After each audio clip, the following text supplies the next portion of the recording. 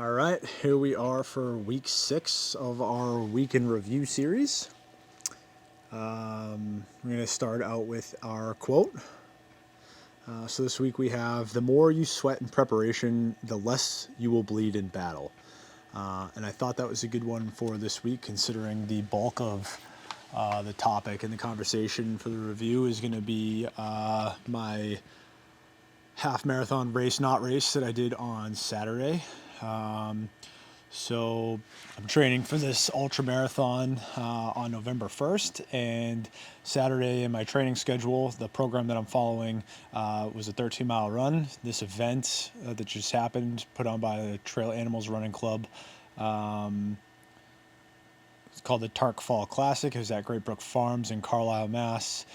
They had a half marathon option, so I figured why not do the half marathon, be in the trails, get in a race environment, see what it's like. I haven't done anything like that in a really long time, so it would be good to kind of brush the dirt off and go through that experience and know what to expect and what it might feel like on November 1st, and not walking into November 1st for the first time, not having been to an event. Anyway, so I signed up, got there a little bit early. The race kicked off. I started way in the back by choice. I went into the day being like, I'm not racing. I just am going on my 13-mile run today. Of course, as soon as the race kicked off and I was way in the back and I saw people go, I got some FOMO. And I was like, I kind of want to be, up with the front of the pack a little bit. So I spent the first 2 miles, mile and a half, 2 miles, cranking a little bit, trying to catch up to the front. So I caught back up. I was doing like 7:30 pace, but it was manageable because the beginning of the race wasn't in the deep trails. It was like a laps around field and stuff like that. So I was able to make passes and keep that pace up too much. When you're in the hard technical trails, that pace is really hard to maintain. The people who do that are impressive.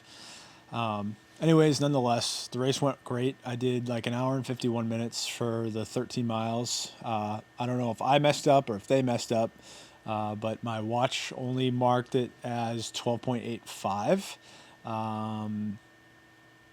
Whatever. A few things to note. One thing, the timing of fuel is super important. I noticed significant boost in energy and output and efficiency. I waited till mile 9 to have a gel, carbohydrate gel in the race. And as soon as I had that, probably like 3 to 5 minutes after that, like a noticeable upkick in performance after, I kind of gassed myself the first 2 miles. So I think frequency and fuel could improve when competing. Like if you're just out on a run or a long run or whatever, I don't know that I need to fuel like that every single time. But in a race environment or when you're going for your best, definitely honing in on frequency and timing of fuel is important, because that really pushed my last couple miles and allowed me to finish the way I did. Number 2, just the things I notice. I think if you're looking to become like a really good trail runner and you want to improve your time and improve your place in races, pretty much everybody walks, especially in the longer races, it seems, walks the big technical uphills and walks a lot of the big downhills, and that's perfectly fine. I'm not picking on that at all, but what I am gonna say is that if you want to improve your time and improve your placing, spend time working on your technicals, your foot placement, your agility, and your ability to maneuver within those trails, and focus on not stopping on the uphills and continue, even if it's just a slow pace, continue running or jogging.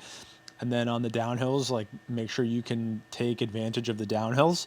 I passed a lot of people on downhills because you could just like let yourself go and pick up some speed pretty quick. If you focus on working on that, you're going to pick up a lot of time and a lot of spaces on people. And I don't know if that applied to me or not. Again, I started way at the back and I ended up finishing 14th. So I think if I ended up starting at the front, I maybe could have finished a couple places better. I would have saved myself maybe a minute or two over the race. But again, I say I wasn't there to race. But it did turn into a race for me. I'm pretty competitive, so it was hard for me to just be like, whatever. I'm just gonna get comfortable behind all these people. Shout out to whoever it was that kind of taught me a little bit of a lesson too. Uh, Again, first race in a long time. There's a lot of people, like 700.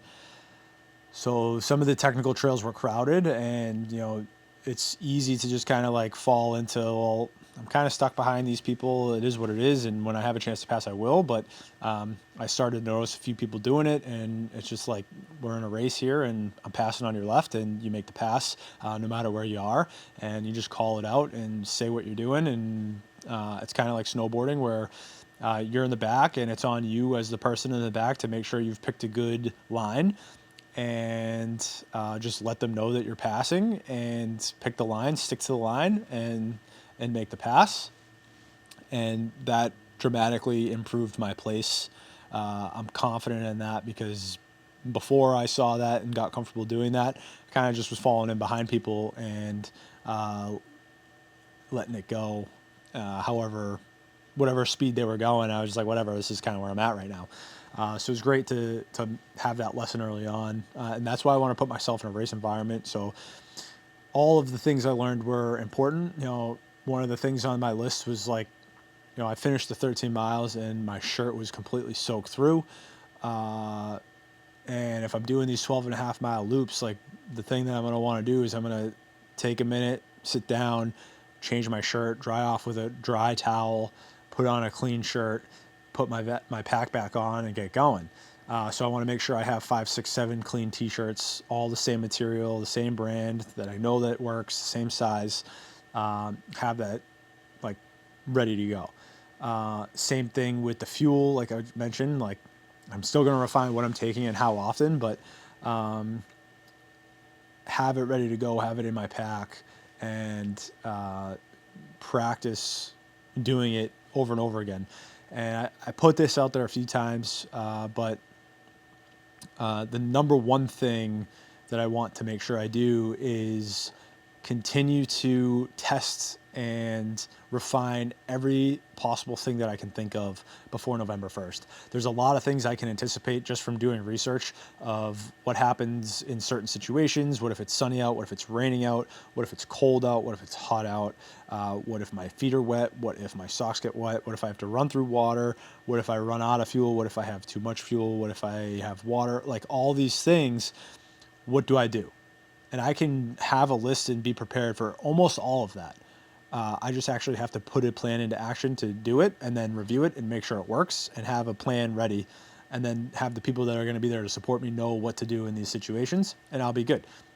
Now, it being my first time, there's definitely things that I can't prepare for. And at the end, I'm going to look back and review it and be like, okay, if I did this again, here's what I would do better. Here's what I would make sure, or here's what I would make sure for next time, or whatever the case is. There's going to be some of that no matter what. But I think I can eliminate the vast majority of the stuff that maybe beginners and first timers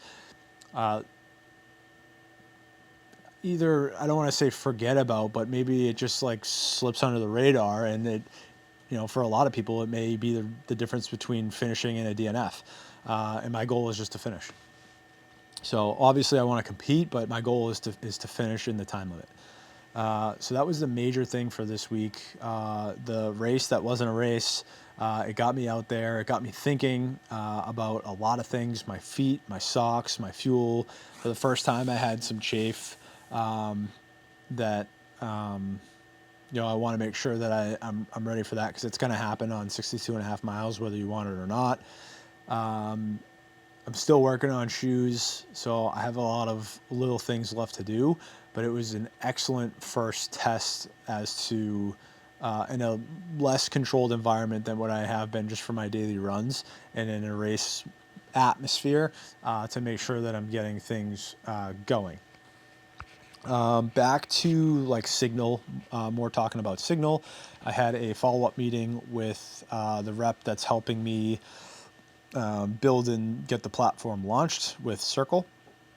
We're right on track with a lot of the things we've been doing. I've been feeling like I'm a little bit time crunched lately as I'm working on ramping up training.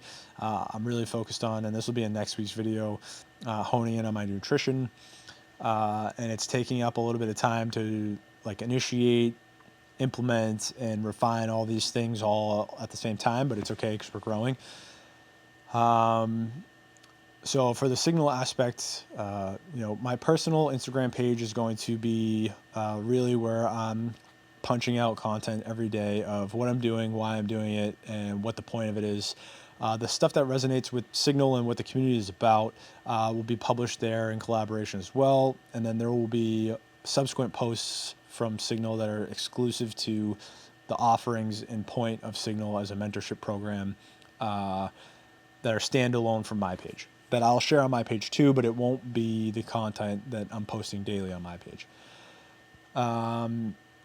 Back to the rep, we're right on track. I was impressed with the progress that I've made in building out. I have a few things I have to go back and change and initiate and update, and then I'll review again with him, and then I think hopefully we'll be my goal was to have it ready for President's Day and launch for right around Thanksgiving, Black Friday, into the new year. But I think we're going to be ready before that. We're going to get some people in there on the foundations tier, whether steeply discounted or for free, see how things work. And then we're going to start marketing hard and try to secure ourselves some clients. I'm super excited about this. I think the more and more I do some of these endurance trainings and different events and immerse myself in the lifestyle, I love it. I love going to these events, like talking to people that do it. I'm super positive, and you go to these events and no one's bummed out and wishing that they weren't there, or like, well, I just want to leave and go home or whatever. Like, everyone's stoked to be there. Everyone wants to finish. Everyone wants to participate. If it's cold, it's raining, it's wet, it's humid, it doesn't matter. Like, people are just happy to be there and being outside, surrounded by people that have similar interests as them, and it's a fun experience. So I'm looking forward to taking that from endurance events and training events and implementing it into a community mentorship style program to help people like really hone in on everything in their lives and become the best version of themselves. Like, that still resonates with me, and it's still super exciting to think that I could have an impact on somebody where their life completely changes. So I think that's about it for this week. Again, thanks for watching. If you have any suggestions, thoughts, support, or criticism, let me know about it. Leave a comment, and I'll see you guys for next week.